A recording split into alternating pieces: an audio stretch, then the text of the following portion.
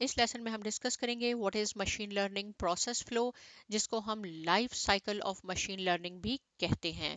तो देखिए कौन कौन से स्टेप होते हैं जब हम मशीन लर्निंग के लिए मॉडल तैयार करते हैं। तो सबसे पहले आपने प्रोजेक्ट ऑब्जेक्टिव्स देखने होते हैं, उसके बाद आपने डाटा को कलेक्ट करना होता है।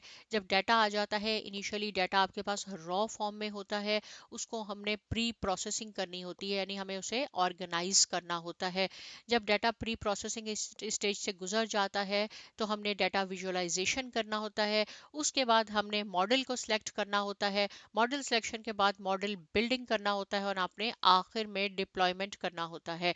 राइट, अब इन सब का क्या मीनिंग है, क्या कौन कौन सी ये स्टेजेस हैं, कैसे काम करती हैं, ये मैं आपको यहाँ डिटेल में बताती हूँ। सबसे पहले है प्रोजेक्ट ऑब्जेक्टिव्स, यानी आपने सबसे पहले ये फाइंड आउट करना होता है कि what is the business problem. Right, specify करें कि बिजनेस क्या चाहता है, क्या उसकी रिक्वायरमेंट्स हैं, कैसे वो कस्टमर को सेटिस्फाई कर सके, कैसे बिजनेस ग्रो होना चाहिए।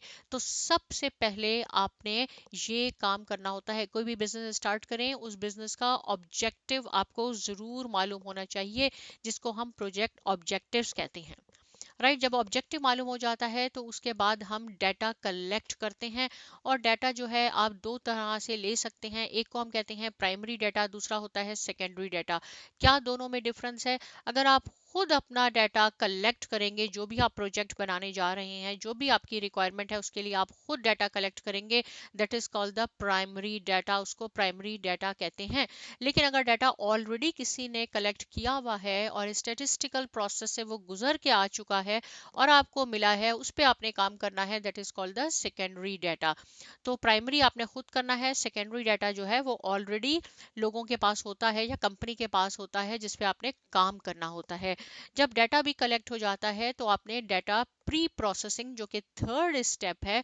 प्री प्रोसेसिंग में क्या होता है, हमें डाटा को क्लीन करना होता है। क्लीनिंग का क्या मीनिंग होता है, जैसे मैंने आपको बताया कि डाटा रॉ फॉर्म में होता है। कभी ऐसा होता है कि नंबर्स लिखने हो, वहां पे टेक्स्ट लिखा हुआ होता है, कहीं पे आपके पास एन ए यानी नल वैल्यूज होती हैं, जिसको हम मिसिंग वैल्यूज भी कहते हैं। जैसे देखिए ये मैंने आपके लिए एक एग्जाम्पल बताई है, यहाँ एडवर्टाइजमेंट है तो यहाँ एडवर्टाइजमेंट की अमाउंट मिसिंग है, यहाँ सेल्स है, यहाँ सेल्स की अमाउंट मिसिंग है। राइट, ये मिसिंग वैल्यूज हैं। तो आपने क्या करना होता है, नॉर्मली हम क्या करते हैं कि यहाँ पे या तो इसका मीन लिख लेते हैं, इन सब का मीन लेके यहाँ मीडियन लिख लेते हैं, वो अकॉर्डिंग टू योर सिचुएशन कैसा आपका काम है उस पर आपने लिखना होगा। लेकिन मीन मीडियन के लिए ये नहीं होगा कि आप इसको काउंट करेंगे और फिर इसका मीन लेंगे। वो भी एक छोटी सी कोडिंग है, पाइथन में हम यूज करते हैं, काफी बार मैं डिस्कस भी कर चुकी हूँ, फिर बता दूंगी। तो यहाँ हम लेते हैं, तो हम इसको इस तरह डाटा को क्लीन कर लेते हैं, फिर स्मूथ करते हैं अननेसेसरी डाटा। इसका क्या मीनिंग है, देखिए ये एक और एग्जांपल मैंने बनाई है, यानी सेल्स जो है ये आपका डिपेंडेंट वेरिएबल है। सेल डिपेंड कर रहा है इस पे, एम्प्लॉय आईडी और एडवर्टाइजमेंट में। जितनी ज्यादा एडवर्टाइजमेंट होगी उतनी ज्यादा सेल होगी। लेकिन एम्प्लॉय आईडी कुछ भी हो सकती है। राइट, इसकी एम्प्लॉय आईडी 1 हो जाए या इसकी एम्प्लॉय आईडी 10,000 हो जाए, ये तो सेल पे कोई अफेक्ट नहीं ज्यादा कर रही। तो ये होता है, हम इसको रिमूव कर देते हैं, ड्रॉप कर देते हैं ऐसे कॉलम्स को, अननेसेसरी कॉलम को। राइट, तो ये छोटी सी एग्जांपल बताई मैंने आपको। फिर उसके बाद डाटा ट्रांसफॉर्मेशन होती है, यहाँ पे फीचर स्केलिंग होती है, साइकिट लर्न लाइब्रेरी हम यूज करते हैं, नॉर्मलाइजेशन होती है, डायमेंशनलिटी यानी 3D वाले जो होते हैं उसको हम 2D में कन्वर्ट कर देते हैं। तो ये सारा काम आप मशीन लर्निंग में करते हैं। ये आपका डाटा प्रिपेयर हो गया। उसके बाद डाटा विजुअलाइजेशन करते हैं। जैसे मैंने आपको बताया अभी सेल्स डिपेंडेंट वेरिएबल है, और डिपेंडेंट वेरिएबल को हम वाई एक्सेस पे लेते हैं, और हमारे पास एडवर्टाइजमेंट जो है वो हम एक्स एक्सिस पे लेते हैं, क्योंकि वो इंडिपेंडेंट वेरिएबल है। तो डाटा विजुअलाइज करते हैं, ग्राफिकल रिप्रेजेंटेशन होती है, हम पाई चार्ट बना लेते हैं, हम टेबल बना लेते हैं, हम हिस्टोग्राम बना लेते हैं, ये डिफरेंट मैंने शो करके भी बताए हैं।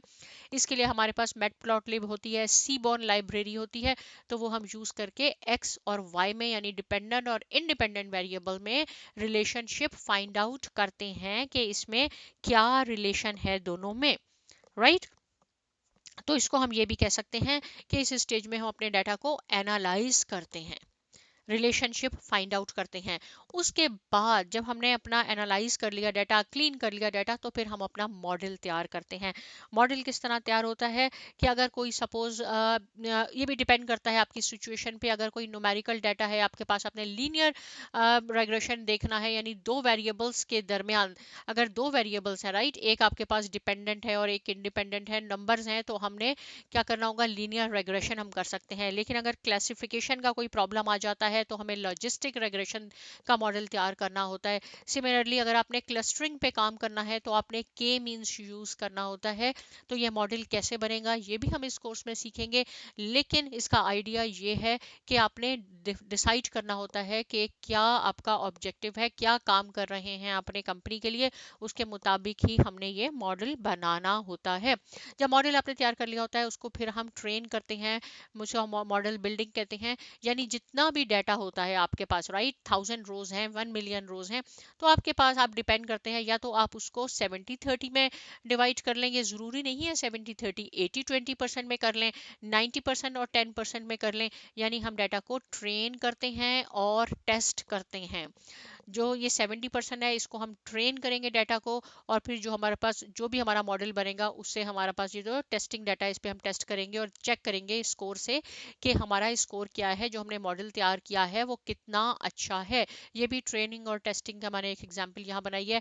उसके बाद हम प्रिडिक्ट करते हैं, यानी सपोज जो भी डाटा दिया हुआ है उसके अलावा अगर कोई भी नंबर हो, कोई भी सेल्स हो आपके पास, वो अमाउंट डाल के हम चेक कर सकते हैं। तो ये हमारा मॉडल बिल्डिंग फेज में आ जाता है। उसके बाद लास्ट स्टेज है डिप्लॉयमेंट, यानी जब मॉडल तैयार हो जाता है तो हम उसको डिप्लॉय करते हैं, उसको हम इम्प्लीमेंट करते हैं प्रोडक्शन के लिए, जो भी कंपनी की रिक्वायरमेंट थी उसके मुताबिक, राइट। तो ये हमारे पास फेजेस थे जो मैंने आपको सारे सिंपल करके बता दिए। ये होता है life cycle of machine learning, ये मशीन लर्निंग कैसे काम होता है, और जितने मैंने स्टेप्स बताए हैं ये सारे हम इस कोर्स में सीखेंगे, और मुझे पूरी उम्मीद है कि आपको समझ में आ गया होगा। इसको आप अच्छी तरह समझिए। मिलते हैं नेक्स्ट लेसन में। साइमा एकेडमी को सब्सक्राइब कीजिए, लाइक कीजिए, शेयर कीजिए, और बहुत शुक्रिया।